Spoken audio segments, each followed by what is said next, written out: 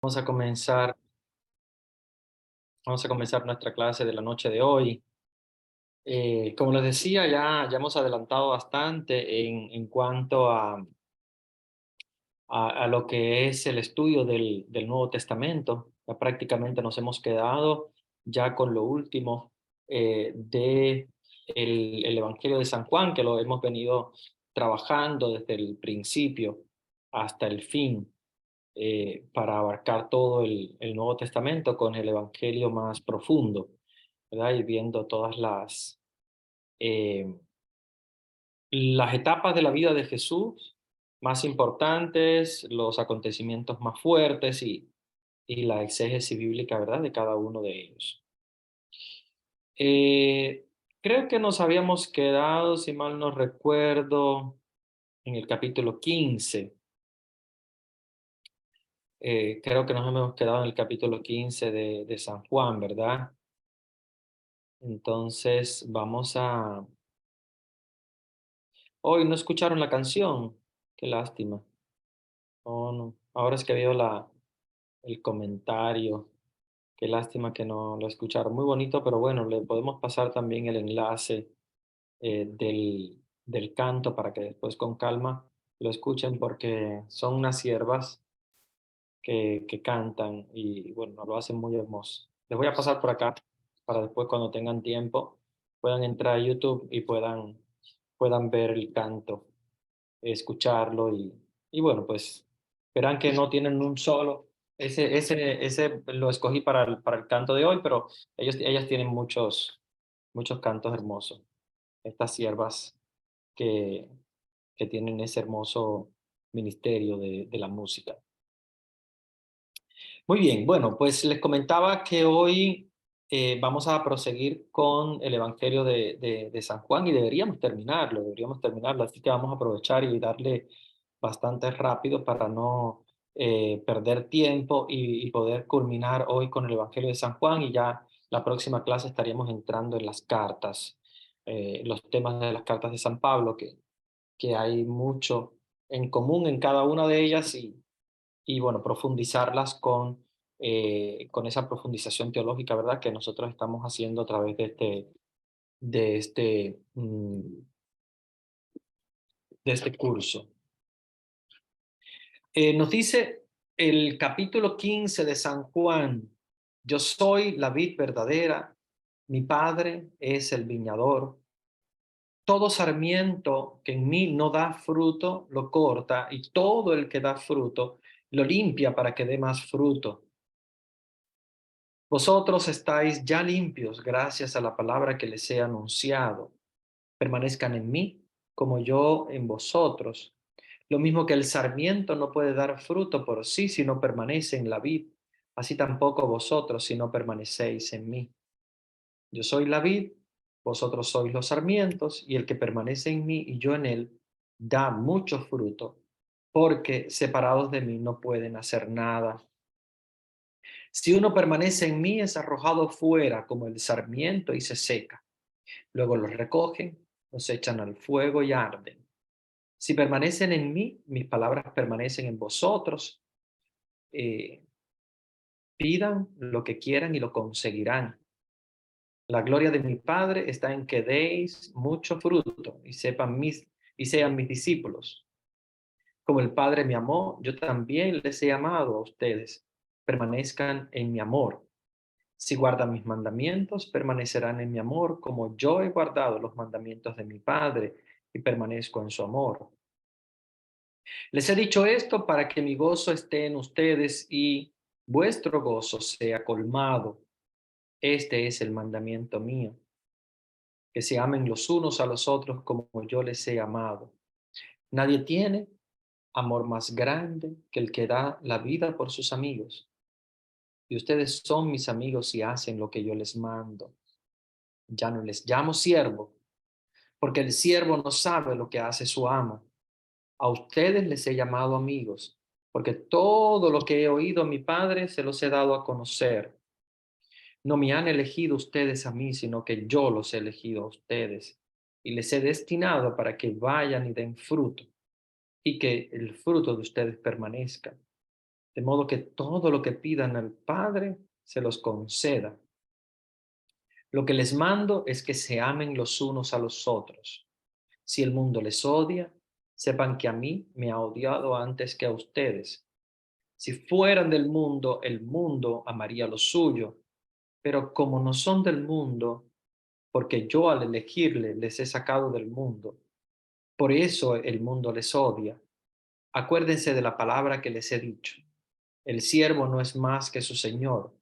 Si a mí me han perseguido, también les perseguirán a ustedes. Si han guardado mi palabra, también la de ustedes la guardarán.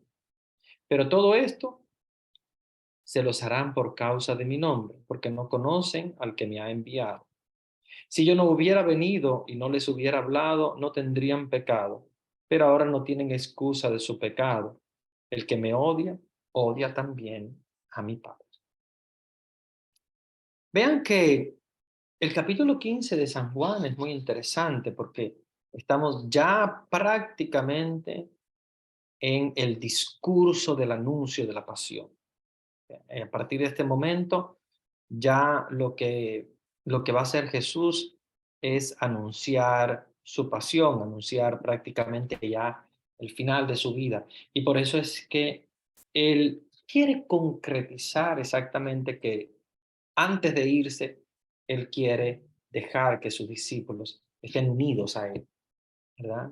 Como la vid y el sarmiento. O sea, la vid es el tronco ah, eh, de la mata de uva, ¿verdad? Conocemos. El padre es el viñador, es el que corta los sarmientos que están secos, las ramas secas, y, y nosotros estamos unidos a él, a tal punto que si nosotros no tenemos una conexión directa con él, nos vamos a secar. No podemos nosotros vivir por nosotros mismos si no es la vida en Cristo, ¿verdad? Como el mismo San Pablo lo dice, ¿no? No soy yo el que vive, es Cristo que vive en mí. Y de alguna manera, esa misma visión la tienen los grandes santos místicos. La vida es Cristo. Para mí la muerte es una ganancia, ¿verdad? Como nos dicen los grandes santos místicos, para mí la muerte es una ganancia porque para mí morir es vivir en Cristo. La vida en Cristo implica estar unidos a Él. Cuando vivimos unidos a Él, estamos apegados, ¿verdad? A Él. Y cuando estamos apegados a Él, estamos de alguna manera nosotros recibiendo la vida de Él. Cuando dice Jesús que si hay un sarmiento que no da frutos, es cortado y tirado afuera, nos está diciendo precisamente eso, que para poder vivir la vida en Cristo, tenemos que estar unidos a Él. Para poder nosotros obtener la gracia de vivir, tenemos que estar viviendo en Cristo. Para mí, la vida es Cristo. Implica estar como ese sarmiento unido a esa vida, a ese tronco. No podemos vivir solos, no podemos vivir por nosotros mismos, no podemos vivir sin la unión con aquel que nos ha creado. Y por eso es que Jesús, antes de irse, quiere dejar claro que si nosotros queremos vivir nuestra vida a plenitud, si nosotros queremos realmente obtener la plenitud de la vida, tenemos que vivir en Cristo, tenemos que vivir en Él. Cristo es el que nos da la profundidad de la vida, la profundidad de la existencia, de poder vivir junto con Él. Por eso que Jesús en su despedida nos deja claro que si nosotros queremos vivir la vida a plenitud verdaderamente, debemos estar unidos a Él, permanecer en Él. Dice Jesús en el versículo 5, capítulo 15, versículo 5, yo soy la vid y ustedes son los sarmientos. El que permanece en mí y yo en él, ese da mucho fruto, porque separado de mí no pueden hacer nada. No podemos, no podemos. Si tú te das cuenta, el momento en el cual nuestra vida, nosotros queremos actuar por nosotros mismos y de separarnos de Él, nos vamos a dar cuenta de que vamos a perder todo, porque nuestra vida es la vida en Cristo. Y vivir en Cristo implica estar unidos a Él constantemente. Nos levantamos, estamos con Cristo. Vamos a desayunar, lo que sea, estamos en oración, estamos en Cristo. Pero vamos a trabajar o hagamos lo que hagamos, estamos pensando en Cristo. Y así cuando nos vayamos a acostar, también vamos con Él y dormimos con Él. Por eso es que la vida en Cristo es tan importante para vivir nuestra vida en plenitud, sino de lo contrario, como dice Jesús, separados de mí no pueden hacer nada. Separados de Él no hacemos nada, no somos nadie. Al contrario, somos cortados y echados fuera al final, si estamos separados de Él. Y fíjense que todo el capítulo 15 es siempre una, ¿cómo diríamos? Eh, es como una poesía casi, como un canto a la vida en Cristo, a la unión en Cristo, a estar unidos a Él. Porque llega el momento en el cual Él se va a separar de los discípulos físicamente, pero les deja claro que esa separación física no puede ser también una separación espiritual, sino que al contrario, una separación física no implica una separación espiritual, sino que Él quiere quedarse. Y quiere quedarse con los discípulos para hacerles ver que solamente en Cristo podemos obtener la vida verdadera. Vamos a ver el capítulo 16 de San Juan, que es todo un discurso. Recuerden que Jesús está preparándose para la partida, Jesús está preparando para despedirse, ¿verdad? Y por eso de esa manera vamos a ver de alguna manera pues eh,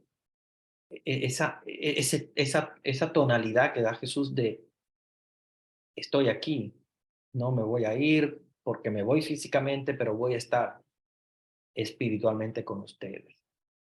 Miren el capítulo 16 de San Juan. Les he dicho esto para que no se escandalicen. Les expulsarán de las sinagogas e incluso llegará la hora en que todo el que les mate piense que da culto a Dios. Fíjense, Jesús ya está preparando a los discípulos para la despedida, para la partida, pero a la vez les está preparando para la persecución.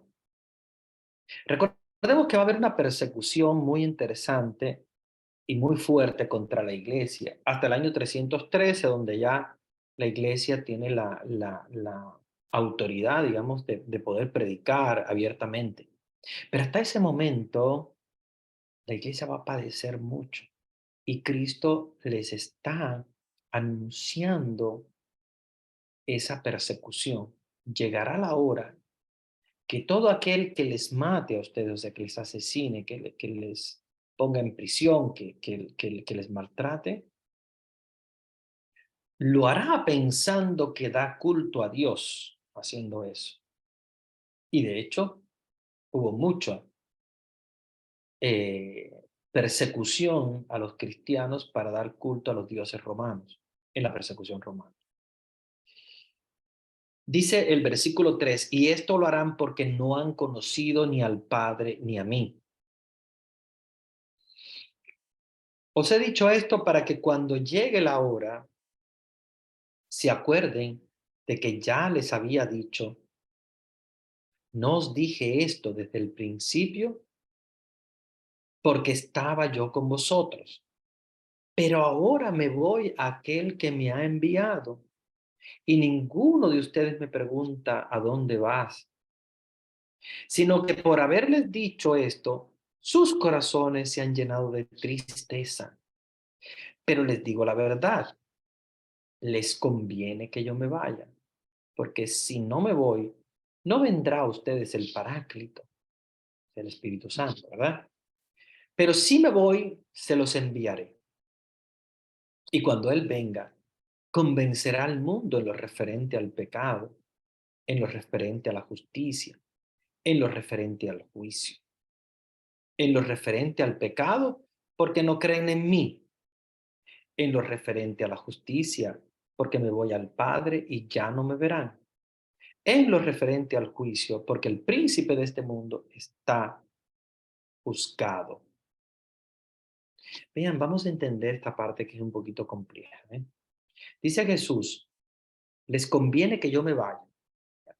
Él dice, bueno, es verdad que una despedida es dura, una despedida es dura. Pero si yo no me voy, si yo no me voy, no vendrá el Espíritu Santo, ¿verdad? Porque para que venga el Espíritu Santo, dice Jesús, tengo yo que irme porque después le toca al Espíritu Santo, ¿verdad? Su venida. Entonces, yo me voy para enviarles el Espíritu Santo. Por lo tanto, Jesús está haciendo entenderle a ellos que es necesario que Él se vaya, ¿verdad? Para que cuando Él se vaya pueda venir el Espíritu Santo Paráclito. Entonces, por eso es importante, ¿verdad?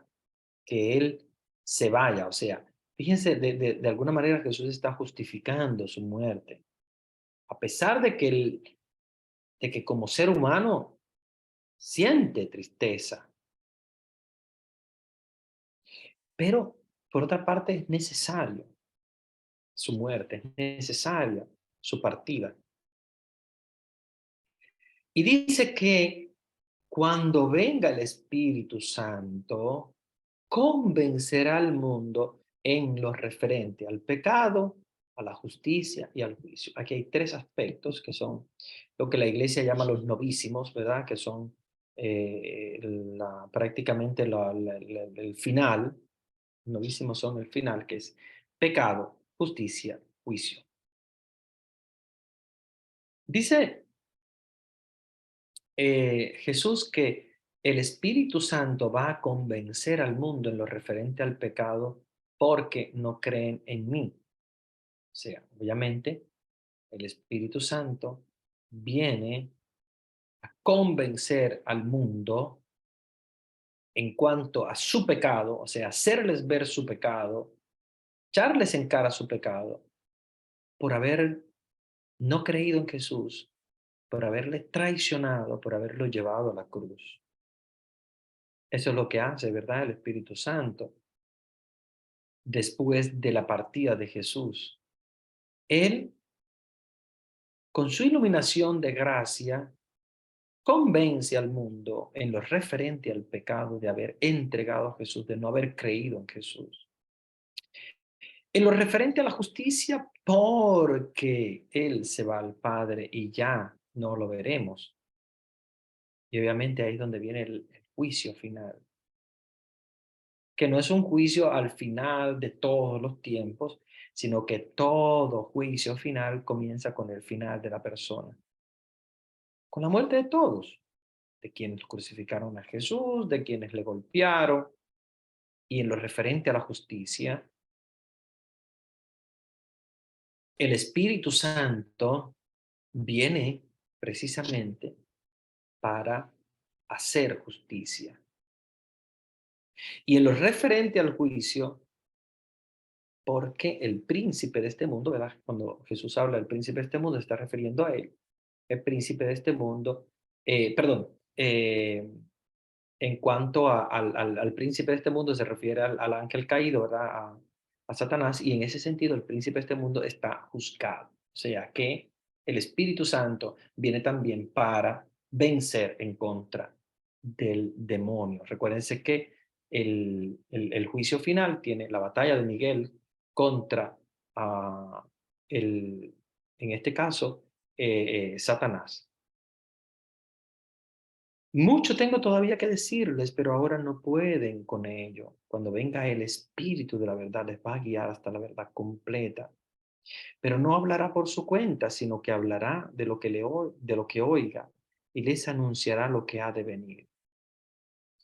Él me da gloria porque recibirá de lo mío y se los anunciará a ustedes. Todo lo que tiene el Padre es mío, por eso les he dicho, recibirán de lo mío y se los anunciará a ustedes.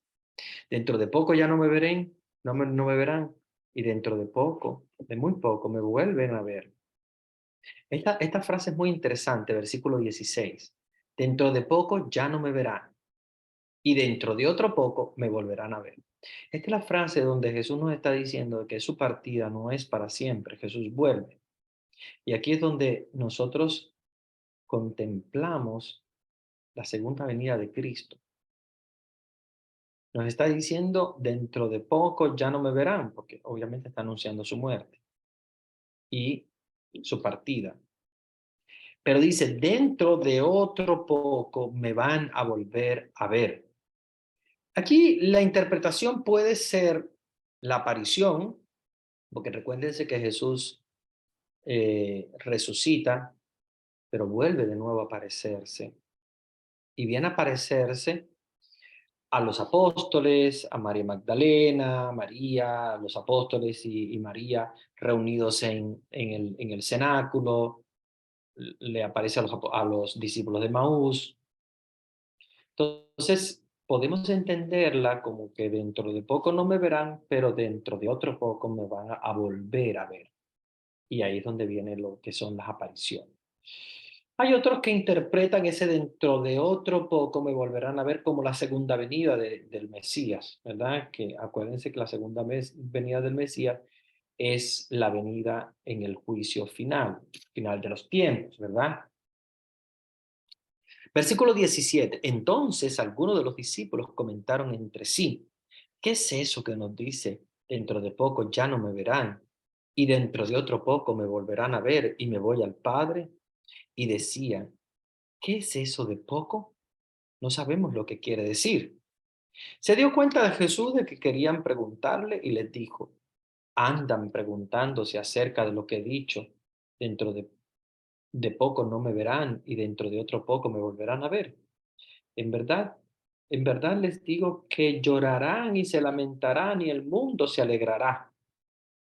Estarán tristes ustedes por la tristeza que llevan en sus corazones, pero esa se convertirá en gozo. La mujer cuando va a dar a luz está triste porque le ha llegado su hora, pero cuando ha dado a luz al niño, ya no se acuerda del aprieto por el gozo que ha nacido un hombre en el mundo. También ustedes estarán tristes ahora, pero les volveré a ver y se alegrarán sus corazones y la alegría de ustedes nadie las podrá quitar. Vean cómo Jesús ya está anunciando la alegría de la resurrección. Por una parte, por otra parte está anunciando también el gozo que deja el Espíritu Santo, la venida del Espíritu Santo. Por lo tanto, Jesús está comparando el parto de una mujer que lleva consigo dolor, que lleva consigo sufrimiento, pero que a la vez es un gozo muy grande. Entonces, este doble sentimiento entre tristeza, dolor, pero a la vez también gozo, eh, es precisamente lo que se experimenta en el tiempo de la pasión y resurrección.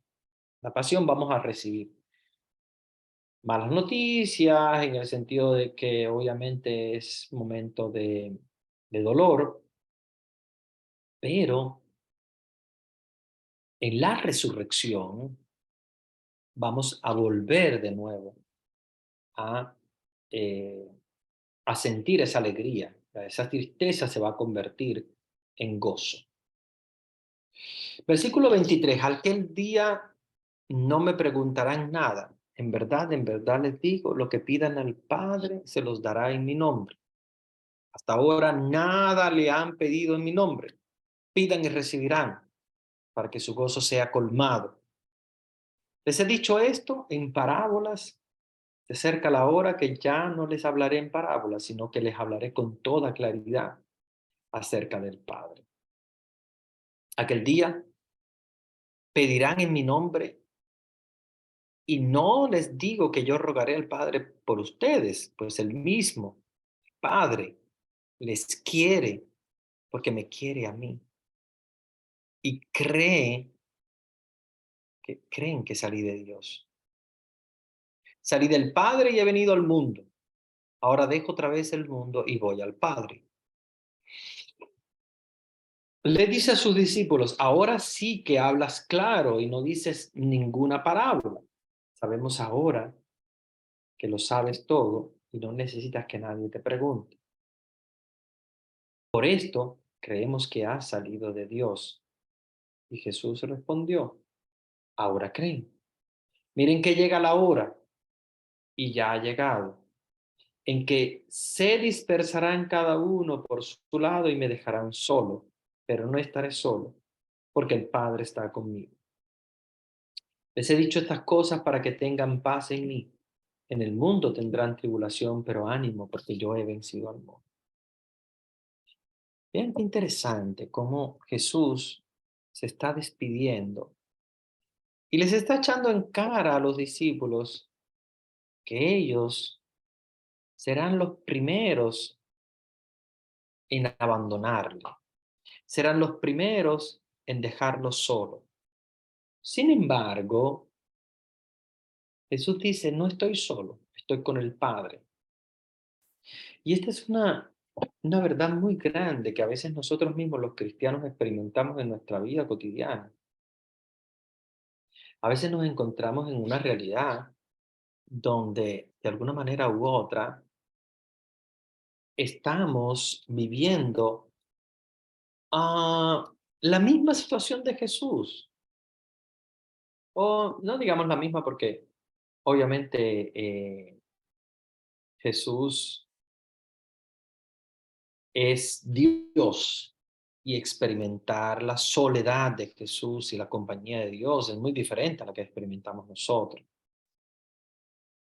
Pero vean cómo de alguna manera Jesús nos está diciendo que también nosotros vamos a padecer esa realidad de quedarse solo, esa soledad a veces de alguien que de alguna manera quiere experimentar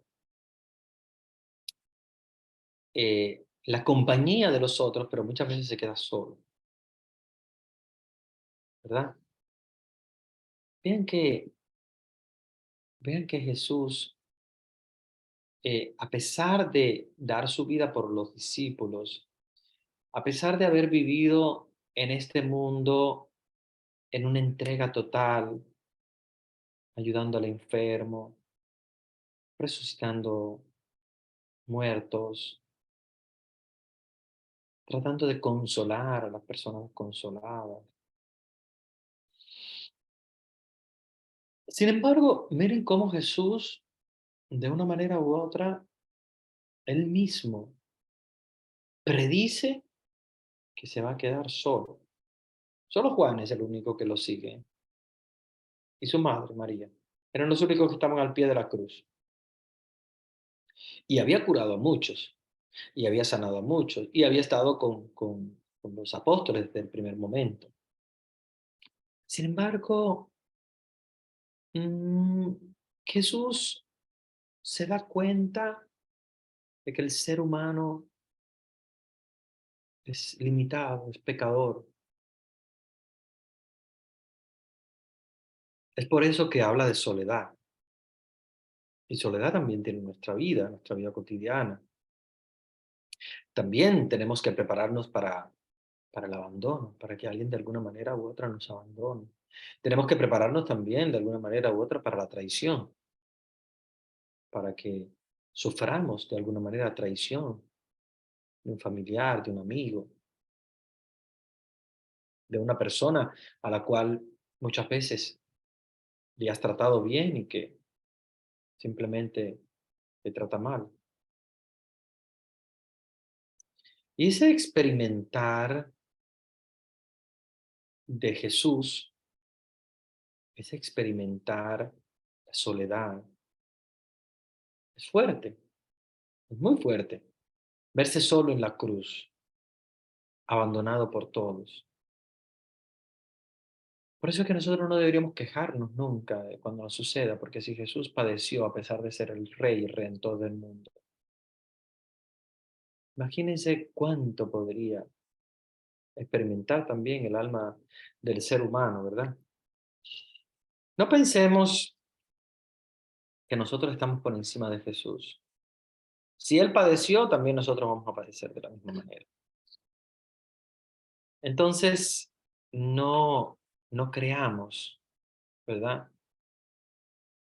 No creamos que nosotros vamos a estar por encima de Él y que nosotros, de alguna manera u otra, vamos a, a vivir diferente a como vivió Jesús. Jesús también vivió de la misma manera.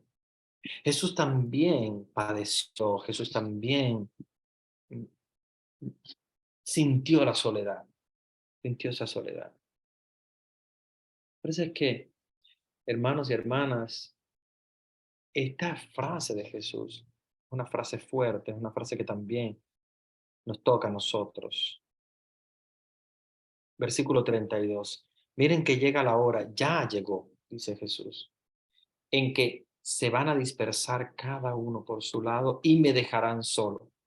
Pero no estoy solo, porque el Padre está conmigo. Esta es la certeza que tenemos los cristianos de que no vamos a experimentar la soledad nunca, que Dios siempre va a estar de nuestra parte. A pesar que los demás se dispersen, a pesar de que los demás tomen su camino. Capítulo 17. Así habló Jesús alzando los ojos al cielo y dijo, Padre, ha llegado la hora. Glorifica a tu Hijo para que tu Hijo te glorifique a ti. Y que según el poder que le has dado sobre toda carne, dé también vida eterna a todos los que tú le has dado. Esta es la vida eterna, que te conozcan a ti, el único Dios verdadero y al que tú has enviado, Jesucristo. Yo te he glorificado en la tierra, llevando a cabo la obra que me encomendaste realizar. Ahora, Padre, glorifícame tú junto a ti, con la gloria que tenía a tu lado antes de que el mundo fuese. He manifestado tu nombre a los hombres que tú me has dado tomándolos del mundo. Tuyos eran, y tú me los has dado, y han guardado tu palabra, y ahora ya saben que todo lo que me has dado viene de ti. Porque las palabras que tú me diste, se las he dado a ellos, y ellos la han aceptado, y han reconocido verdaderamente que vengo de ti, y han creído que tú me has enviado. Por ellos ruego, no ruego por el mundo, sino por los que tú me has dado, porque son tuyos. Todo lo mío es tuyo y todo lo tuyo es mío, y yo he sido glorificado en ellos. Yo ya no estoy en el mundo, pero ellos sí están en el mundo. Yo voy a ti, Padre Santo. Cuida en tu nombre a los que me has dado, para que sean uno como nosotros. Cuando estaba yo con ellos, yo cuidaba en tu nombre a los que me habías dado. He velado por ellos y ninguno se ha perdido, salvo el hijo de la perdición, para que se cumpliera la escritura. Pero ahora voy a ti y digo estas cosas en el mundo para que tengan en sí mismos mi alegría colmada. Yo les he dado tu palabra y el mundo les ha odiado, porque no son del mundo, como yo no soy del mundo. Te pido que los retires del mundo. No te pido, perdón, no te pido que los retires del mundo, sino que los guardes del maligno. Ellos no son del mundo, como yo no soy del mundo. Santifícalos en la verdad. Tu palabra es verdad. Como tú me has enviado al mundo, yo también los he enviado al mundo. Y por ellos me santifico a mí mismo, para que ellos también sean santificados en la verdad. No ruego solo por estos, sino también por aquellos que por medio de su palabra creerán en mí, para que todos sean uno como tu Padre, en mí y yo en ti, que ellos también sean uno, para que el mundo crea que tú me has enviado. Yo les he dado la gloria que tú me diste, para que sean uno como nosotros somos uno. Yo en ellos y tú en mí, para que sean perfectamente uno, y el mundo conozca que tú me has enviado y que los has amado a ellos como me has amado a mí. Vean cómo Jesús repita mucho la palabra uno, uno, uno, que sean uno, que sean uno, que seamos uno, que sean uno como nosotros somos uno. Esa manera de repetir tanto la palabra uno es el sentido de la oración de Jesús, que es un sentido de unidad. Es un sentido de unidad desde el principio que Jesús ya quiere comparar la unidad de, em, de él con sus discípulos, a él con el Padre. O sea, la unión con Dios de parte del ser humano debe ser parecida a la unión que hay entre la Santísima Trinidad, ¿verdad? Entre las personas de la Santísima Trinidad. Sí. Tú y yo, Padre, somos uno, así también. Quiero que ellos sean uno. Y que sean uno con el Padre. Esta oración nos recuerda que la iglesia está llamada a dar un testimonio de unidad. No un testimonio de diversidad, no un testimonio de rencores, de desamores, de alguna manera de divisiones, ¿verdad? No es eso. No nos está llamando a la división, sino a la unión. Dios Padre, enviando a Jesús, nos está dando un sentido de unidad. Unidad con Él, unidad con el Espíritu Santo, unidad entre los seres humanos. Que sean uno, que sean uno. Vean como Jesús siempre insiste. El mundo va a creer si ustedes son uno. Si hay división en la iglesia, el mundo no va a creer. El mundo cree por el testimonio. Y el testimonio es un testimonio, tiene que ser un testimonio de unidad. Versículo 24, Padre, los que tú me has dado, quiero que donde yo esté estén también conmigo, para que contemplen mi gloria, la que les he dado porque me has amado antes de la creación del mundo. Padre justo, el mundo no te ha conocido, pero yo te he conocido, y estos han conocido que tú me has enviado. Yo les he dado a conocer tu nombre y se los seguiré dando a conocer para que el amor con que tú me has amado esté en ellos y yo en ellos.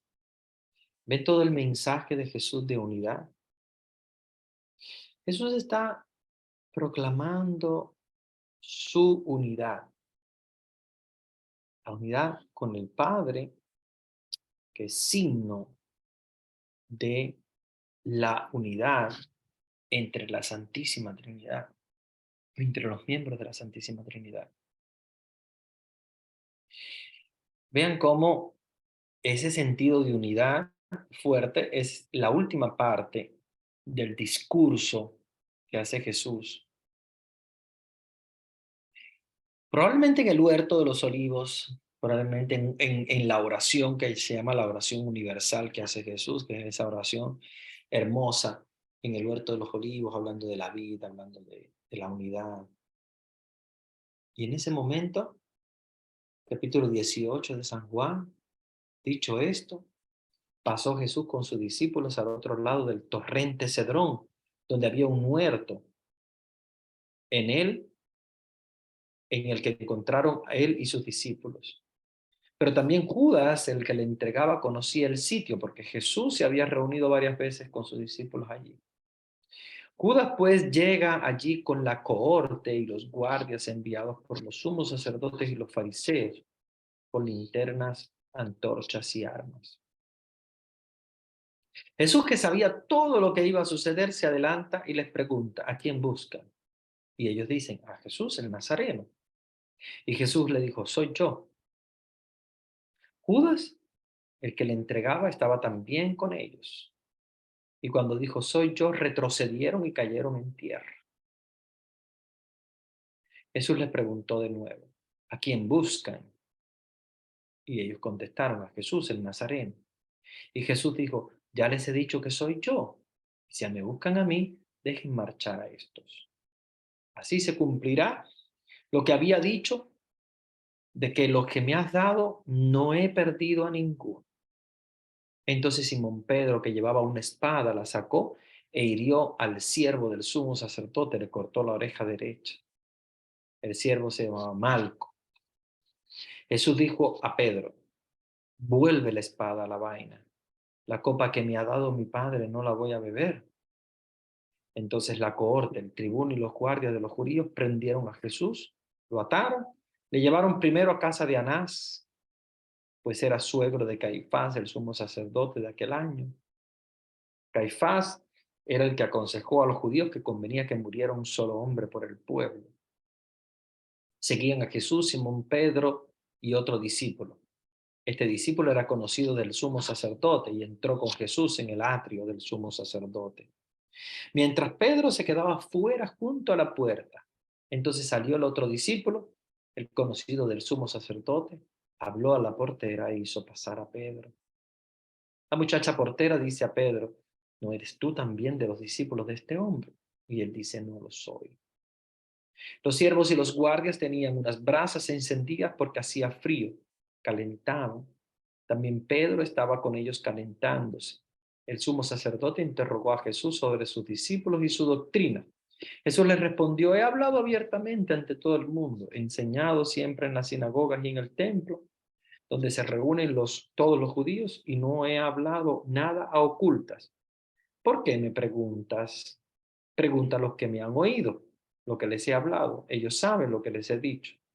Apenas dicho esto, uno de los guardias que estaba allí le dio una bofeteada, diciendo, así contestas al sumo sacerdote.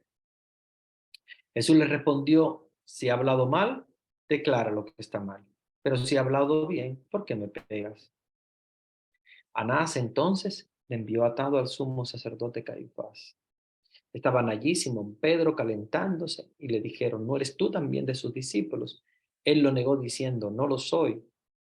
Uno de los siervos del sumo sacerdote, pariente de aquel a quien Pedro había cortado la oreja, le dice, ¿no te vi yo en el huerto con él? Pedro volvió a negar y al instante cantó un gallo. De la casa de Caifás llevan a Jesús al pretorio, era de madrugada, ellos no entraron en el pretorio para no contaminarse y poder así comer la Pascua. Salió entonces Pilato fuera donde ellos y dijo, ¿qué acusaciones traen contra este hombre? Y ellos le respondieron, si este no fuera un malhechor, no te lo habríamos entregado.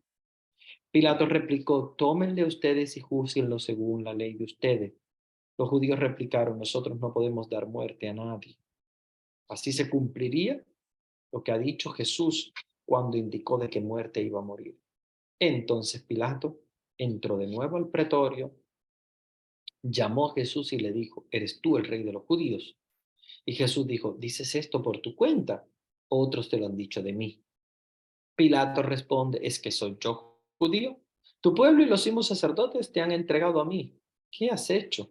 Respondió Jesús, mi reino no es de este mundo. Si mi reino fuera de este mundo, mi gente habría combatido para que no fuese entregado a los judíos, pero mi reino no es de aquí. Entonces Pilato le dijo, luego tú eres rey. Respondió Jesús, sí, como dices, soy rey. Yo para esto he nacido y he venido al mundo, para dar testimonio de la verdad. Y todo el que es de la verdad escucha mi voz. Y Pilato le dice, ¿qué es la verdad? Y dicho esto, volvió a salir donde los discípulos y les dijo, yo no encuentro ningún delito en él. Pero es de costumbre entre ustedes que ponga libertad a uno por la Pascua. ¿Creen pues que les ponga en libertad al rey de los judíos? Y ellos volvieron a gritar diciendo, a ese no, a Barrabás. Barrabás era un salteador. Vean que en este capítulo 18 de San Juan se nos narran diferentes episodios importantes.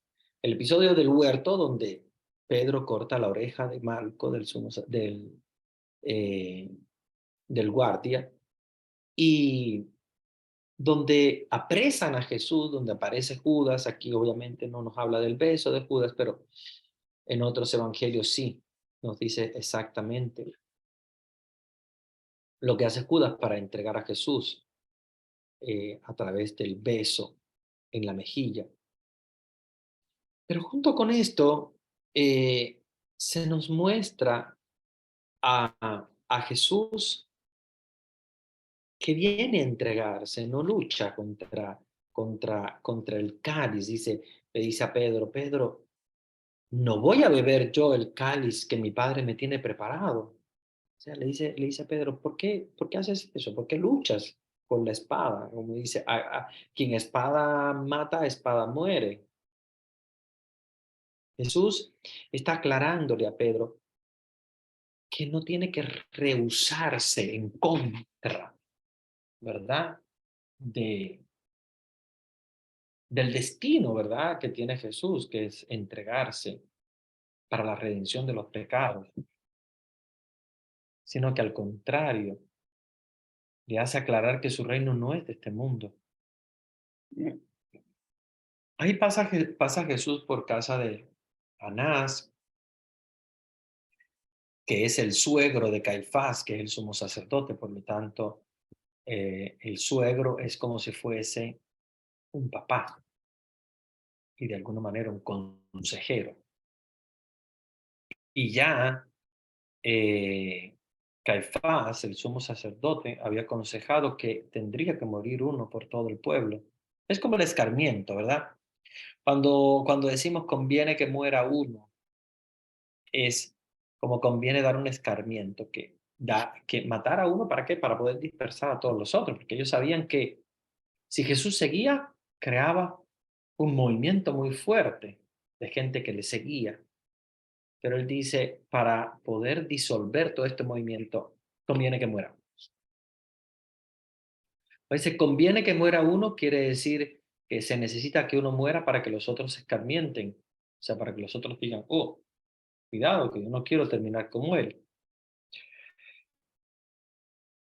Ellos pensaron que asesinando a Jesús, matando a Jesús, ya podían ellos, de alguna manera u otra, pues, obtener la seguridad de que ya no van de ninguna manera a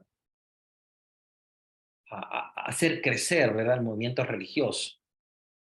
Dice, bueno, conviene que muera uno por todo el pueblo porque así los demás ven y dicen, mira, este, que era el que estaba eh, con esa creencia, etcétera, con esa fe, miren cómo terminó, así van a todos a recibir un escarmiento y a decir, no, yo no me voy a meter en esto porque mira cómo ese terminó.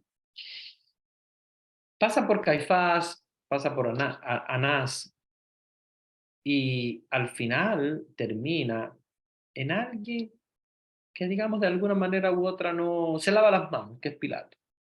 Se lava las manos, dice yo, no encuentro nada en este hombre, porque claramente a Pilato lo que le interesaba es que no fuese un revoltero desde el punto de vista político, social, alguien que viniera como a revolver la situación social, política, creando tal vez movimientos en contra de Roma y tal. Pero simplemente Jesús lo que a Pilato lo que le interesa de Jesús es saber qué es eso de ser rey. ¿Será que este se está postulando para un puesto político que pudiera entonces crear un problema con Roma? Se da cuenta que no. Jesús dice, no, mi reino no es de este mundo. Él se da cuenta que es una situación religiosa y por lo tanto se lava las manos, Pilato. Y quiere aprovechar que llegada la Pascua había que liberar a uno de los presos y él dice, bueno, vamos a liberar a este, a Jesús. Pero el pueblo no, el pueblo quería a Barrabás, porque ya de alguna manera u otra había entrado ya el demonio en el corazón del pueblo, que son los que piden la muerte de Jesús. Vamos al capítulo 19 de San Juan. Pilato entonces tomó a Jesús, mandó a azotarle, dijo, bueno, vamos a hacer algo con este, vamos a mandarlo a azotar a ver qué pasa. Los soldados trenzaron una corona de espinas, se la pusieron en la cabeza, lo vistieron de un manto púrpura y acercándose a él le decían, salve, rey de los judíos, y le daban bofetadas.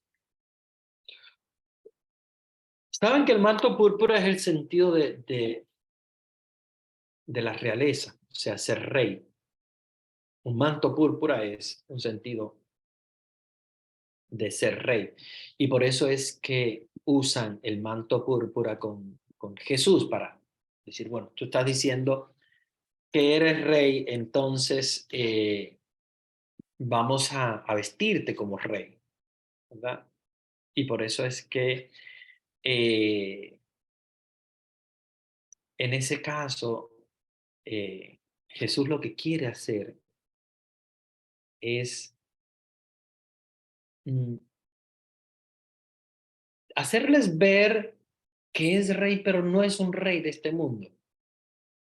Jesús quiere hacerles ver que su reino no es de acá, que su reino es el reino de Dios, pero es todavía pensando en la idea del reinado de político, social. Por eso es que le ponen un manto púrpura, le ponen una corona de espinas en la cabeza, le dicen, salve, rey de los judíos, y le dan bofetadas. Versículo 4, volvió a salir Pilato y les dijo, miren, les traigo fuera para que sepan que no encuentro ningún delito en él. Ya después de azotarlo, de haberlo colocado la corona de espinas, no encuentro delito, o sea, ¿qué vamos a hacer con él? Salió entonces Jesús fuera llevando la corona de espinas, el manto púrpura, y Pilato les dijo, aquí tienen al hombre. Es una frase muy hermosa que en latín se dice ecce homo, y aquí al hombre. Es la frase que le dice que dice Pilato a Jesús, ecce homo, y aquí al hombre, ¿verdad? En latín usa esa palabra. Cuando lo vieron los sumos sacerdotes y los guardias gritaron, crucifícalo, crucifícalo, le dice Pilato, tómenlo ustedes y crucifíquenle, porque yo no encuentro ningún delito en él. Los judíos le replicaron, nosotros tenemos una ley y según esa ley debe morir, porque se tiene por hijo de Dios. Cuando oyó Pilato estas palabras, se atemorizó aún más. Volvió a entrar al pretorio y dijo a Jesús, ¿de, de dónde eres tú? Pero Jesús no le dio respuesta. Le dijo Pilato, a mí no me hablas.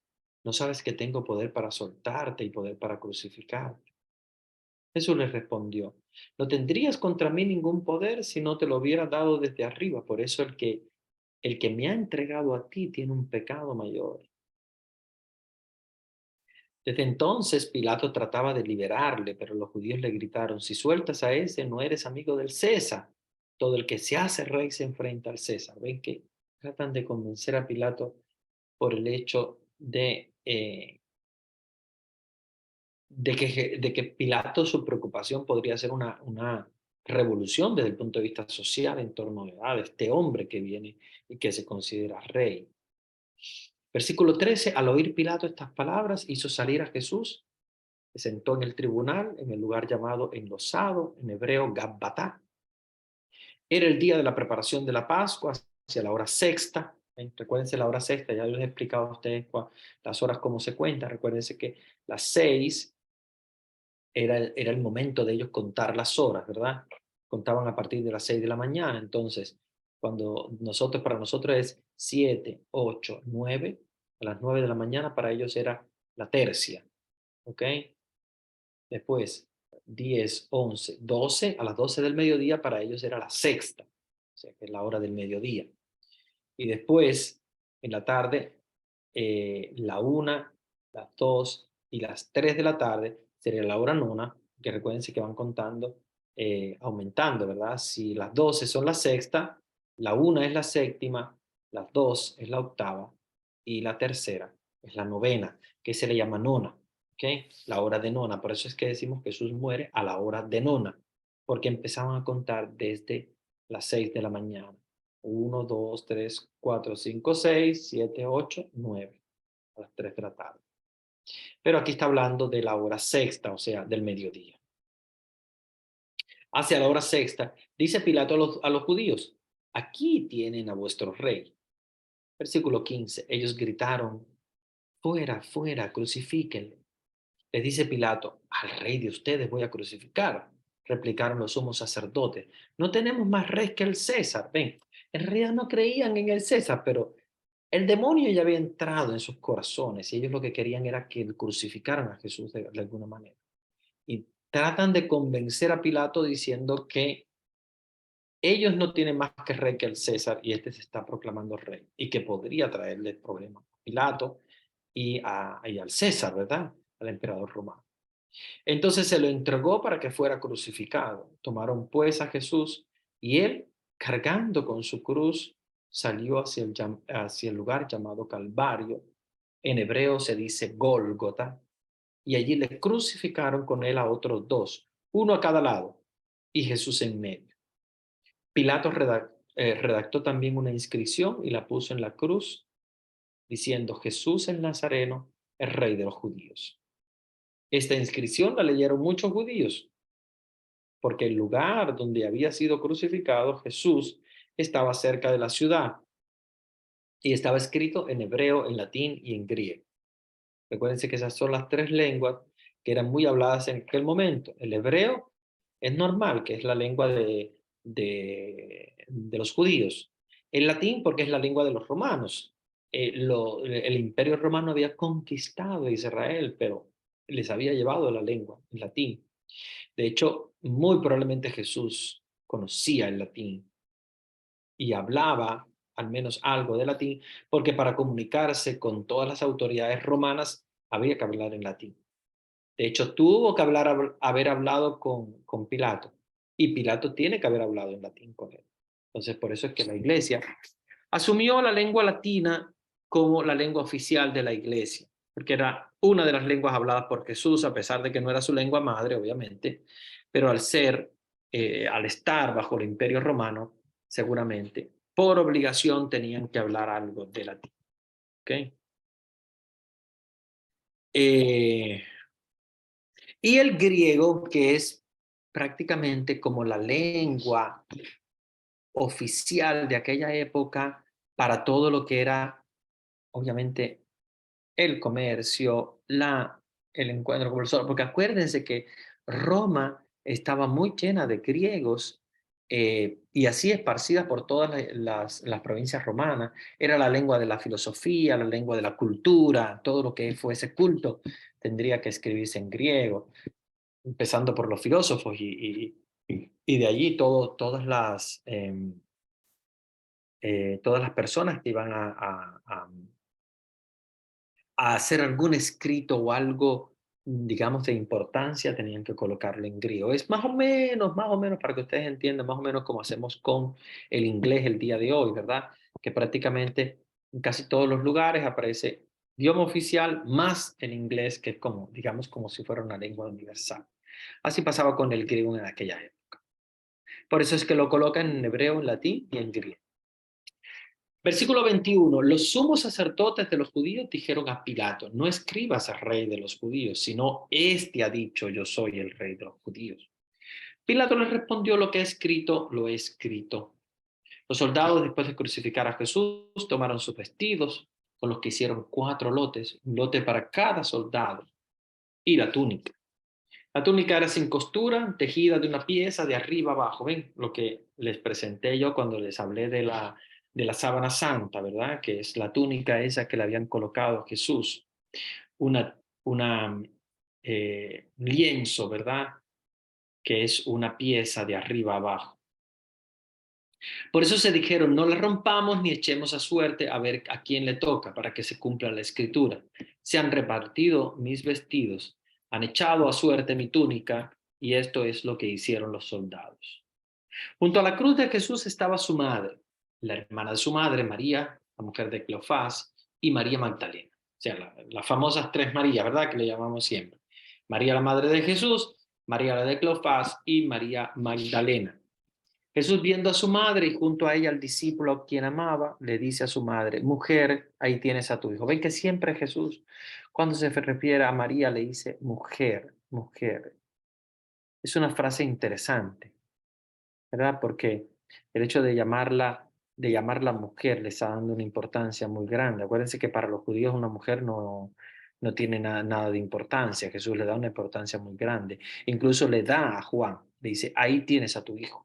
O sea, de alguna manera u otra le está diciendo a María: no vas a estar sola porque vas a estar con Juan.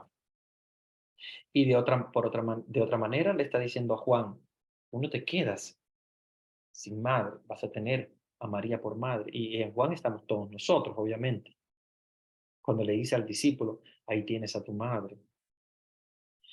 Una de las cosas por las cuales nos hace reflexionar de que Jesús no tuvo más hijos es esta. Hay muchas iglesias protestantes que nos hablan de esto, ¿verdad?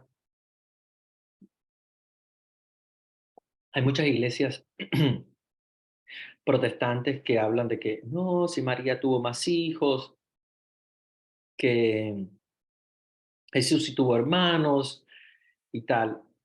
Y en esta frase nosotros entendemos que María no tuvo más hijos, porque si no, de lo contrario, Jesús no le hubiese dicho al pie de la cruz, mujer, ahí tienes a tu hijo, hijo, ahí tienes a tu madre.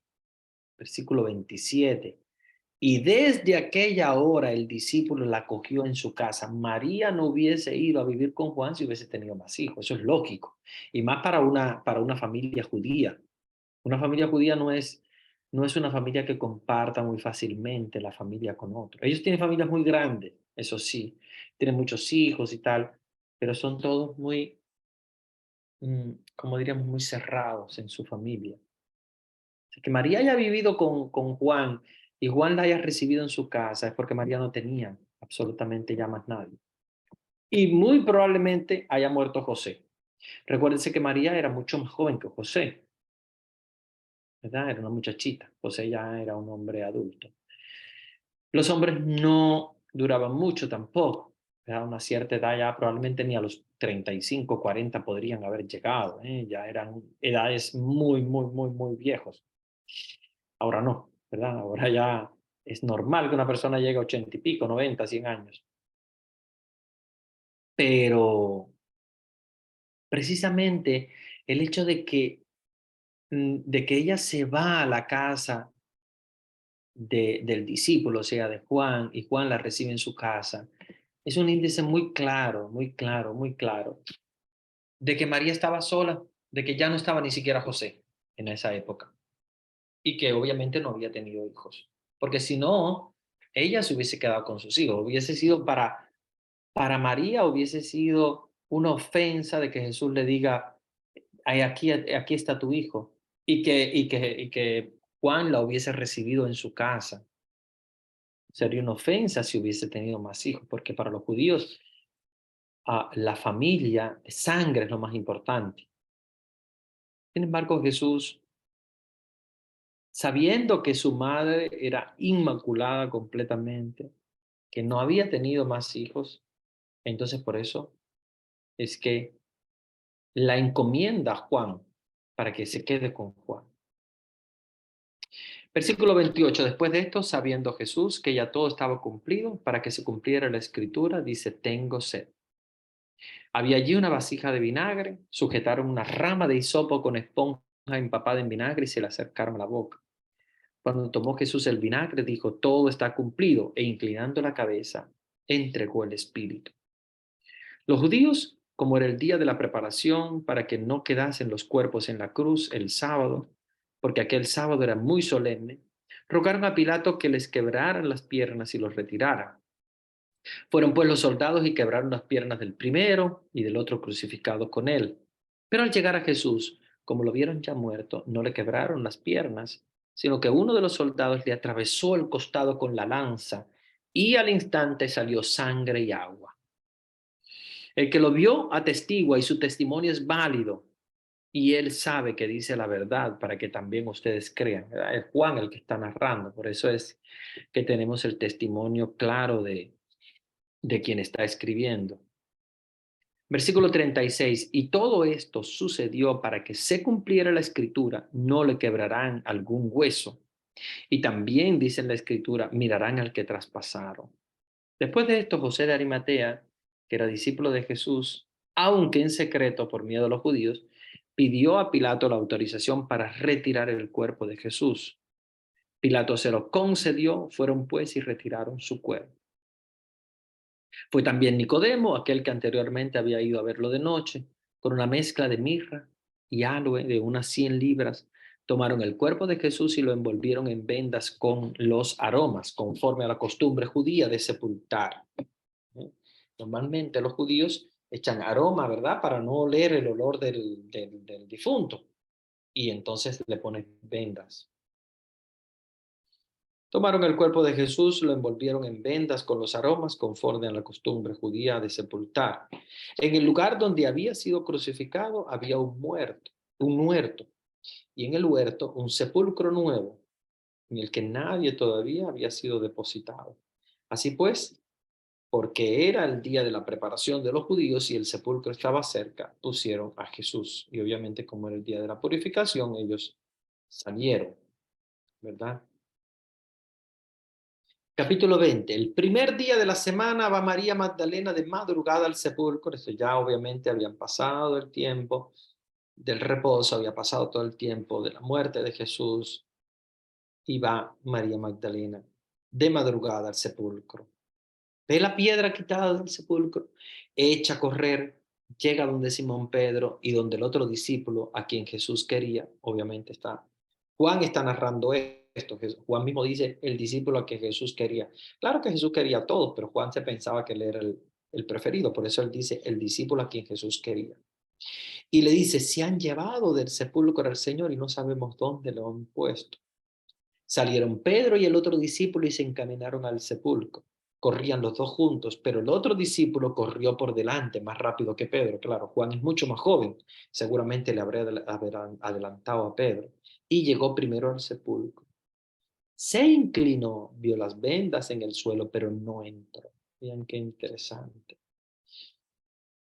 Los grandes eclesiólogos que nos hablan de la historia de la iglesia y sobre todo de entender la teología de la iglesia, nos dicen que Juan, a pesar de correr más rápido que Pedro, no entra, porque ya desde el momento en el cual Jesús había puesto a Pedro como cabeza de la iglesia, ¿verdad? Como primer papa, ya Pedro se estaba convirtiendo prácticamente en una figura tan importante que los demás discípulos dejaban que él fuese el primero en todo.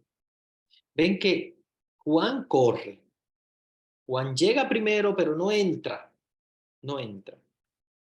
Le da la posibilidad a Pedro, porque Pedro es el Papa, Pedro es el escogido por Jesús. Versículo 6, llega también Simón Pedro siguiéndole, entra al sepulcro, ve las vendas en el suelo y el sudario que cubrió su cabeza, no junto con las vendas, sino plegado en lugar aparte. Entonces entró también el otro discípulo, el que había llegado primero al sepulcro, vio y creyó. Vean qué interesante. ¿Cómo van a creer si lo que ven es un sepulcro vacío? Lo primero que tenían que haber pensado es que se robaron el cuerpo. No, ellos no piensan eso, porque ellos vieron la sábana santa. Y por eso es que creen. Si no, de lo contrario, ellos podían haber pensado aquí se robaron el cuerpo de Jesús, pero ellos vieron la sábana santa, ellos vieron ese milagro tan grande de Jesús haberse quedado impactado su cuerpo completo en la sábana santa, y ese milagro es el que hace que ellos vean y crean. Versículo 9. Pues hasta entonces no habían comprendido que según la escritura Jesús debía resucitar de entre los muertos. Los discípulos entonces volvieron a la casa. Estaba María junto al sepulcro fuera llorando. Y mientras lloraba se inclinó hacia el sepulcro y ve dos ángeles de blanco sentados donde había estado el cuerpo de Jesús, uno a la cabecera y el otro a los pies. Les dijo a ellos, mujer, ¿por qué lloras? Ella les respondió, se han llevado a mi Señor y no sé dónde le han puesto. Dicho esto, se volvió, vio a Jesús de pie, pero no sabía que era Jesús. Le dice Jesús, mujer, ¿por qué lloras? ¿A quién buscas? Y ella pensando que era el encargado del huerto, el hortolano, ¿verdad? Le dice, Señor, si tú te lo has llevado, dime dónde lo has puesto y yo me lo llevaré. Jesús le dice, María. Ella se vuelve y le dice en hebreo, Rabuní, que quiere decir maestro. Le dijo Jesús, no me toques porque todavía no he subido al Padre, pero vete donde mis hermanos y dile, subo a mi Padre, a vuestro Padre, a mi Dios y a vuestro Dios. Fue María Magdalena y dijo a sus discípulos que había visto al Señor y que había dicho estas palabras. Al atardecer de aquel día, el primero de la semana, pues estamos hablando del domingo, estando cerradas por medio las puertas, por medio a los judíos, por miedo a los judíos, las puertas del lugar donde se encontraban los discípulos, se presentó Jesús en medio de ellos y les dijo, la paz con ustedes. Vean que ya el mismo día de la resurrección, Jesús en la tarde se aparece a sus discípulos. Entonces, vean cómo ya desde el mismo domingo, el primer día de la semana, ellos estaban juntos orando. Es el día de la conmemoración de la misa, por eso es que nosotros celebramos la misa el domingo. Es el día en el cual los discípulos siempre se reunieron. Desde el primerísimo momento se reunieron para celebrar la Eucaristía, ¿verdad? Para contemplar la palabra, para contemplar la Eucaristía. Jesús les dijo, versículo 21, la paz con vosotros, como el Padre me envió, también yo les envío. Dicho esto, sopló sobre ellos y les dijo, reciban el Espíritu Santo. A quienes perdonen los pecados les quedan perdonados y a quienes se los retengan les quedan retenidos. Tomás, uno de los doce, llamado el mellizo, no estaba con ellos cuando vino Jesús.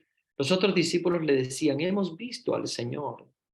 Pero les dijo, si no veo en sus manos la señal de los clavos, no meto mi dedo en el agujero de los clavos, y no meto mi mano en su costado, no creeré. 8 días después, estamos hablando al domingo siguiente, ¿ok? Estaban otra vez sus discípulos dentro, vean que los domingos era el día de la reunión de todos los discípulos, ¿verdad? 8 días después estaban otra vez sus discípulos dentro y Tomás con ellos.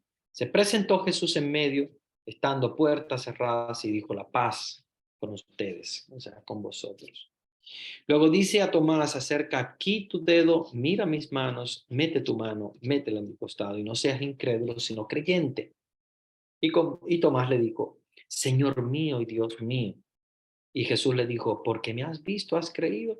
Dichosos los que no han visto y han creído. Jesús realizó en presencia de los discípulos otras muchas señales que no están escritas en este libro. Estas han sido escritas para que crean que Jesús es el Cristo, el Hijo de Dios, para que creyendo tengan vida en su nombre. Vean que esto parece ser como el final del libro de San Juan.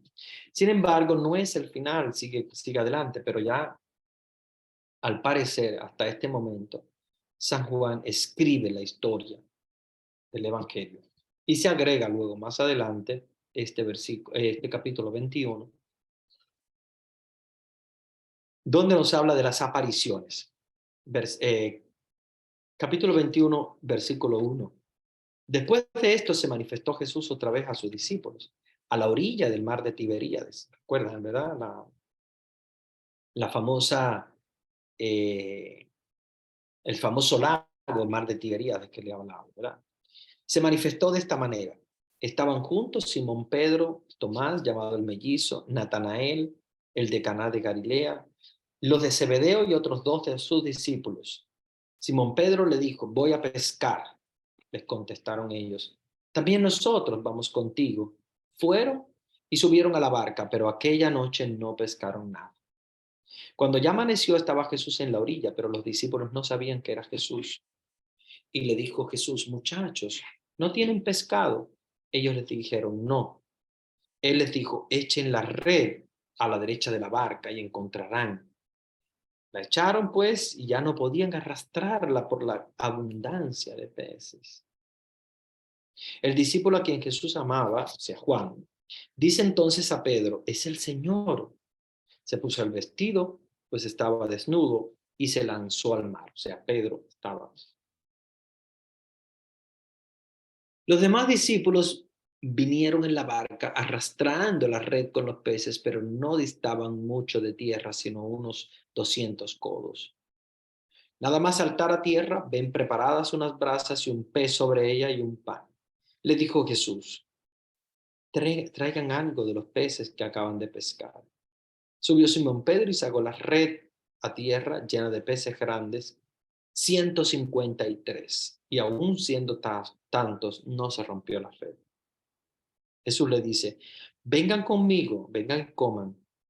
Ninguno de los discípulos se atrevía a preguntarle quién eres tú, sabiendo ellos que era el Señor. Y entonces Jesús toma el pan y se los da, de igual modo el pez. Esa fue la tercera vez que Jesús se manifestó a sus discípulos después de resucitar de entre los muertos. Después de haber comido, dice Jesús a Simón Pedro, Simón de Juan, ¿me amas más que estos? Esto es una confesión hermosa, hermosa, hermosa. Cuando Jesús, después que Pedro lo había negado tres veces le pregunta, Pedro, ¿me amas realmente? O sea, ¿me amas en verdad? Y él le dijo, sí, Señor, tú sabes que te quiero. Y le dice Jesús, apacienta mis corderos. O sea, hazte cargo, ¿verdad? Como pastor del rebaño, como primer papa. Vuelve a decirle por segunda vez, Simón de Juan, ¿me amas? Ven que le llama precisamente no como Pedro, sino como Simón, o sea, con su nombre de origen. Le dice él, sí, Señor, tú sabes que te quiero. Le dice Jesús, apacienta mis ovejas. Le dice por tercera vez Jesús, Simón de Juan, ¿me quieres? Se entristeció Pedro de que le preguntara por tercera vez, ¿me quieres? Y le dijo, Señor, tú sabes todo, tú sabes que te quiero. Le dice Jesús, apacienta mis ovejas. Tres veces lo hace Jesús, por las tres veces que Pedro negó a Jesús. En verdad te digo, cuando eras joven tú mismo te ceñías e ibas donde quiera. Pero cuando llegues a viejo, extenderás tus brazos y otro te ceñirá y te llevará donde no quieres. Con esto indicaba qué clase de muerte con que iba a glorificar a Dios. Dicho esto, añadió, sígueme. Pedro se vuelve y siguiéndole atrás al discípulo a quien Jesús amaba, que además durante la cena se había recostado en su pecho y le había dicho, Señor, ¿quién es el que te va a entregar? Viéndole Pedro dice a Jesús, Señor, ¿y este qué? Jesús le respondió, si quiero que se quede hasta que yo venga, ¿qué te importa? Tú sígueme. Corrió pues entre los hermanos la voz de que este discípulo no moriría. Pero Jesús no había dicho a Pedro, no morirás, sino que si yo quiero que se quede hasta que yo venga. Este es el discípulo que da testimonio de estas cosas y que las ha escrito, y nosotros sabemos que su testimonio es verdadero. Hay además otras muchas cosas que hizo Jesús. Si se escribieran una por una, pienso que ni todo el mundo bastaría para contener los libros que se escriben. Y ahí terminamos el Evangelio según San Juan. Hemos adelantado bastante, ¿verdad? Hoy. No sé si tienen algún comentario, alguna pregunta. A ver,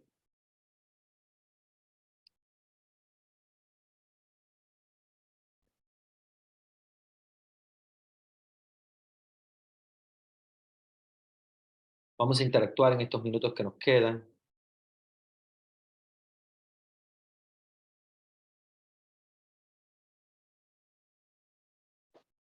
Padre, tengo una pregunta. Adelante. Buenas noches. Buenas noches. Recién le saludo porque no, ya comenzó la clase, entonces ya no quise hablar. Bueno, acá en una parte donde dice, yo creo que en el 19, donde dice que los judíos, ellos no pueden matar, no pueden matar. Eh, yo creo que es voy a ver un poco otra vez, disculpe. Em, sí, que ellos no pueden matar, pero allá en el 19 son ellos mismos otra vez los que le gritan y dicen crucifícalo, Ujú. crucifícalo. Pero por ley decían que no, ellos no pueden matar. Es porque estaban bajo el Imperio Romano. No, el problema es que, mira, los judíos tienen una cosa muy interesante y para que ustedes entiendan, la mentalidad judía no es igual que la mentalidad nuestra. La mentalidad judía es una mentalidad muy, ¿cómo diríamos? Muy hipócrita, esa es la palabra.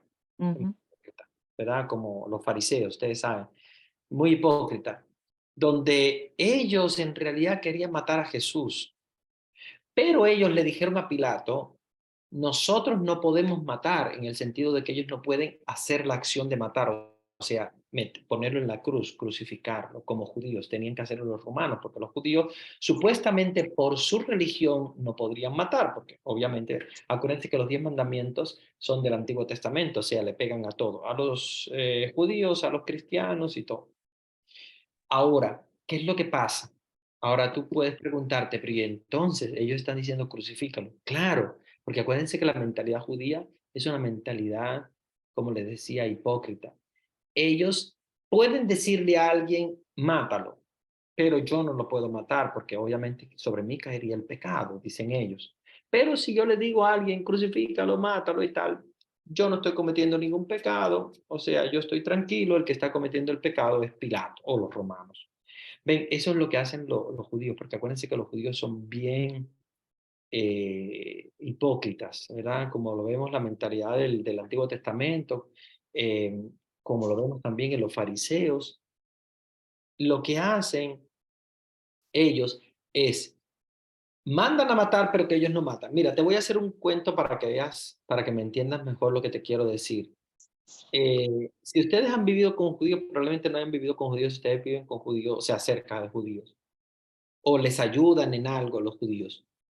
Ustedes se van a dar cuenta, y yo, pues la experiencia no la tengo directa, pero sí conozco una señora de la parroquia donde yo estaba en Nueva York, donde eh, ella limpiaba en las casas de los judíos. Y entonces los judíos le decían a ella que por favor, por ejemplo, les encendiera el aire acondicionado, se los apagara, porque ellos no podían hacerlo. Pero ven que es una mentalidad hipócrita. Ellos no saben, ellos no pueden apagar el aire acondicionado porque según el sábado, o sea, me estoy refiriendo al sábado, según la ley del sábado, no se puede encender una estufa, no se puede encender un aire acondicionado, bla, bla, bla, una serie de cosas. Pero ellos mandan a las personas a hacerlo, ¿ven? Qué hipócrita. O sea, ellos le dicen a otra persona, bueno, tú sí puedes apagarme el aire, por favor, antes de irte, yo te lo agradecería, porque ellos no lo pueden hacer con sus propias manos, porque es pecado, pero sí pueden hacerlo con otros. Entonces, a la muerte es lo mismo. Ellos dicen, nosotros no podemos matar a alguien, pero lo que simplemente estamos diciendo, crucifícalo para que tú lo crucifiques y sea culpa y pecado tuyo. ¿Entiendes? Por eso es que es interesante comprender la mentalidad legalista, esa mentalidad súper cerrada de los judíos. Muy buena la pregunta. Sí. Muy buena Gracias, la padre. Muchas pregunta. gracias. Pa- Entonces, sí pa- pueden, no pueden matar, pero sí pueden decirle a otro que lo haga en lugar de ellos. Adelante. Padre, buenas noches. Buenas noches. Jorge de Argentina. Padre, yo quería saber en la partecita cuando el sacerdote está impartiendo, dando la misa, en la partecita donde dices, donde nosotros decimos, Señor mío, Dios mío, Es la misma es- frase que dimos, sí. esa expresión la decimos porque Jesús es en la víspera que Él se va a entregar y es una expresión nuestra como cristianos de saber que nuestro Señor Jesucristo va o murió por nosotros. Sí, más bien esa frase es de Tomás. Es Tomás el incrédulo que mete los dedos en las llagas de Jesús y le dice, Señor mío y Dios mío, porque él admira y contempla a Jesús resucitado. Recuérdense que él no creía, le dijeron los discípulos, mira, estuvo Jesús y tal, y él dijo, no, yo hasta que no meta mis dedos en los agujeros de sus clavos, yo no voy a creer. Entonces Jesús se aparece después a los 8 días siguientes, o sea, el domingo. Parece que siempre la aparición de Jesús coincide con la reunión de los apóstoles eh, el domingo, que es el día que ellos escogieron para reunirse siempre, toda la semana, ¿verdad? aparece a Tomás y Jesús le dice, Tomás, mete tus dedos en mis llagas y no seas incrédulo, sino creyente. ¿Y qué es lo que le dice Tomás? Señor mío y Dios mío, porque descubre a Jesús, porque se da cuenta de que es Jesús por la fe. Entonces, lo mismo pasa también con nosotros cuando el sacerdote eleva la Eucaristía, ¿verdad? Ustedes repiten, Señor mío y Dios mío, porque es el sentido de, como de Tomás, ¿verdad? Quien ve a Jesús, o sea, se da cuenta de que es Jesús, de que es real, de que está presente. Y entonces por eso es que decimos esa frase de Señor mío y Dios mío, pero viene de ahí, viene precisamente de la expresión de Tomás delante de Jesús resucitado. Muy bien. ¿Alguien más? No sé si tienen alguna otra pregunta, alguna duda, algún Yo comentario. tengo una confusión. Por ejemplo, usted dice, el Señor le preguntó que cuando es la elevación del pan, que sí, se dice, Señor mío, Dios mío. Pero usted está diciendo que sí. Pero la clase de liturgia usted nos dijo que no se decía nada. Claro, claro. No, ya, ahora voy a aclarar porque es muy buena la aclaración tuya. Lo que él me preguntó es lo que normalmente algunas personas dicen. Obviamente yo les estoy explicando por qué esas personas dicen eso, pero litúrgicamente no se debe decir nada, es una contemplación, claro. Pero sí, hay algunas parroquias, en algunos lugares, algunas personas, incluso hay unas donde dicen una retraíla de cosas súper grandes que no son litúrgicas, son muy bonitas y todo y tal, pero no nada que ver con la liturgia, que dicen, Señor mío y Dios mío, te bendigo y te alabo, y no sé qué, una frase larguísima, no son litúrgicas, o sea, exacto, no son litúrgicas, no forman parte de la liturgia de la misa, no forman parte de lo que debemos decir. Ya, yo la respuesta a él era para que sepamos de dónde viene la frase esa que se dice, pero en realidad no es una frase litúrgica, es una frase que algunas personas lo dijeron por eso mismo, porque es la presencia de Jesús en el altar y por eso entonces es que se aclara de esa manera, pero recuérdense que no se dice nada delante de la elevación desde el punto de vista litúrgico, ¿ok? Litúrgico. Sí, porque yo yo sí la decía, pero ahora desde que usted nos dijo Pero, que no era claro, litúrgico, yo ya no la digo, que era claro. de contemplación. Claro. Fíjense que si se ponen a ver, en realidad hay una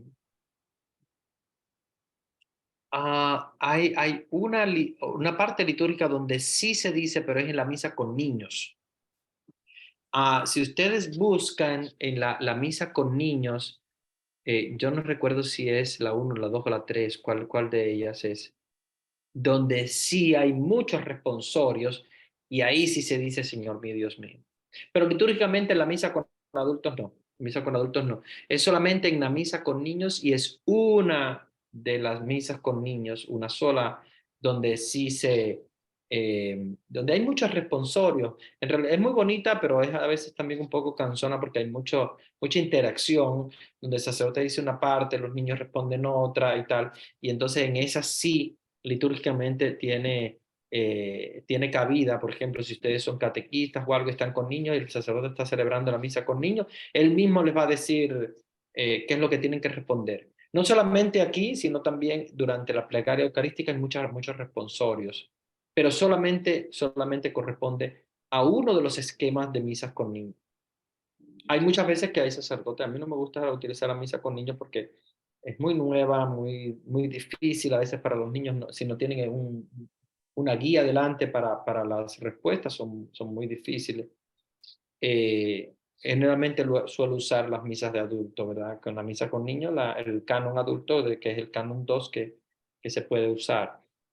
Porque lo que te da la liturgia es para si tú quieres usar alguna de esas opciones de misa con niños, y entonces si usas esa, ya sí entonces cabe la respuesta de Señor mío y Dios mío. Padre, buenas noches. Tengo Buenas una inquietud. noches. Sí. Yo tenía un conocimiento de que cuando Pedro le negó a Jesús, Jesús le preguntó si le amaba. Ujú, En nuestro, o sea, en nuestro, en el español, amar significa una sola palabra, amor, ¿no es cierto? ujú, Pero en griego hay diferentes términos para referirse a la misma palabra amor. ujú, ujú, Ajá, y que, o sea, Pedro le decía con ese amor filial, ¿no es cierto? Que le amó ujú, las ujú. 2 veces, pero Jesús se entristeció porque él quería que le ame, o sea, que lo quiera con ese amor ágape, ese amor incondicional, como Dios como Jesús nos quería a nosotros, nos quiere a nosotros. Ujú. ¿Es eso verdad? ¿O yo estoy errónea en eso? Sí, mira, cuando Jesús le habla a Pedro, usa una frase, en latín dice Petrus, am, y usa la palabra amor, porque obviamente en latín solamente tenemos una, en griego son tres. Está Ajá, el eros, el filio y el ágape. ágape, ajá, Sin embargo, en latín no, en latín usa la palabra solamente amor, que es como de cariño, ¿verdad? De cariño. Que de hecho Pedro le dice, oh Domine, tu cisqui amo te, o sea, tú sabes que te amo, tu cisqui amo te. En latín se usa la misma palabra amor, que es la misma que usamos nosotros en nuestras lenguas latinas, en portugués, en italiano, en español. Ah, y obviamente lo que Jesús hace hablando del amor ágape, que desde el principio obviamente es lo que quiere Jesús, ¿verdad? Que le amen con ese amor de ágape, y lo hace 3 veces por las 3 veces que Pedro lo negó, como para confirmar que Pedro realmente lo quiere, que ya no es capaz de traicionarlo, que no es capaz de negarlo, sino que es capaz de amarlo verdaderamente. Entonces, yo creo que desde el principio ya Jesús está hablando de un amor ágape, porque Jesús obviamente no se refiere a otro tipo de amor, eh, pero sí quiere que Pedro de alguna manera se conecte con un compromiso de amor fuerte, porque fíjense que cuando Pedro dice, sí, sí, yo te amo, él dice, apacienta mis ovejas. Pedro, ¿tú me amas? Sí, apacienta mis ovejas. 3 veces lo hace, porque es el Papa. O sea, le mm, está diciendo a Pedro, mira, es un compromiso muy grande, ¿realmente tú me amas? Y la tercera, Pedro se enoja, porque Pedro obviamente eh, no entiende. Y entonces dice, Señor, tú lo sabes todo, tú sabes que, digamos, o sea, tú conoces el corazón, tú sabes lo que hay en mi corazón. Y yo estoy seguro de que Pedro ya desde ese momento, Pedro tenía un amor ágape hacia Jesús. Solamente que Jesús se lo quiere como que reafirmar más. ¿Para qué? Para poder dar el compromiso de apacienta a mis ovejas. O sea, estoy dando la tarea de pastor como pastor universal de todas las almas, ¿verdad? Entonces, sí, es muy interesante eh, esa petición, ¿verdad? De Jesús hacia Pedro, y que lo hace precisamente después de resucitado. Eh, pero bien, esa es una frase muy bonita. Vamos entonces nosotros a dar la bendición. Hoy ya nos quedan 5 minutos para los avisos. El próximo lunes vamos a hablar de la teología de San Pablo. Vamos a hablar de muchos temas interesantes, porque en la teología de San Pablo hay muchos temas, por ejemplo, el tema de la fe y las obras, que a veces trae un poco de confusión algunos versículos de San Pablo. Vamos a ver también las otras cartas universales y vamos a dejar el Apocalipsis para el último día. Voy a darles la bendición y les voy a dejar con Vanesita para los avisos. El Señor esté con ustedes. Y con tu espíritu. Y la bendición de Dios Todopoderoso, Padre, Hijo y Espíritu Santo, descienda sobre ustedes y permanezca para siempre. Amén. Que tengan amén.